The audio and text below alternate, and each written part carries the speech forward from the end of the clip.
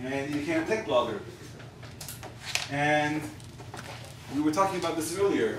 Hillel says outright, I was a late adapter to computers, and I got dragged into mobile technology by a friend. This is very, very funny. This is Hillel on Flickr, another social network. This one specializes in photos. So we have the social media cog. He borrowed my car for that picture. Yeah, he's actually very happy about that.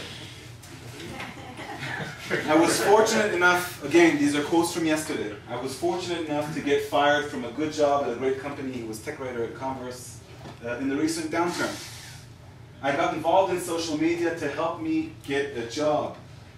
To help me, my job hunt, just as Twitter was getting really big. People told me, get on Twitter, you'll see. I guess I have, and we'll see in a moment why. So what's the whole thing with Twitter? That's another new. Patience. As far as my job hunt was concerned, social media proved to have unequaled and unprecedented effectiveness.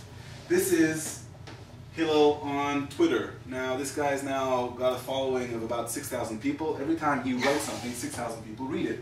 And if we were talking about LinkedIn being a great way to interact directly with people that would be very, very difficult to reach otherwise, Twitter is the scalpel. Because in most cases, it's actually the person that you want to speak to who's tweeting. So accessibility is a huge plus. The downside is you have to bring your pitch down or your message down to 140 characters.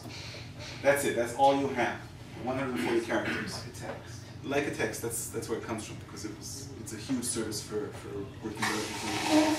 So how does this differ from a blog? So Hillel has already spoken. He basically.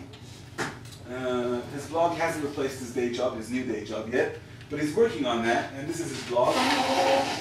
His blog is called techandmarketing.com, and using Twitter and his blog, he's reached a point where today he's speaking to huge online celebrities and celebrities as a rule. He does interviews with them, he gives them his opinion on mobile devices, which he's now considered quite an expert on.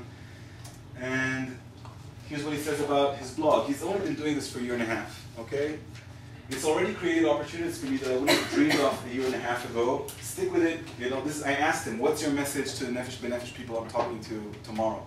He's been in the country for 15 years. He says, stick with it. It all works out in the end.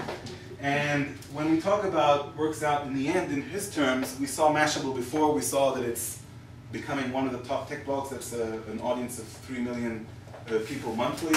Surprise, surprise, due to his writing the blog and being pretty good at it, writing posts about things that were interesting to the industry, he was approached by Mashable to write for them.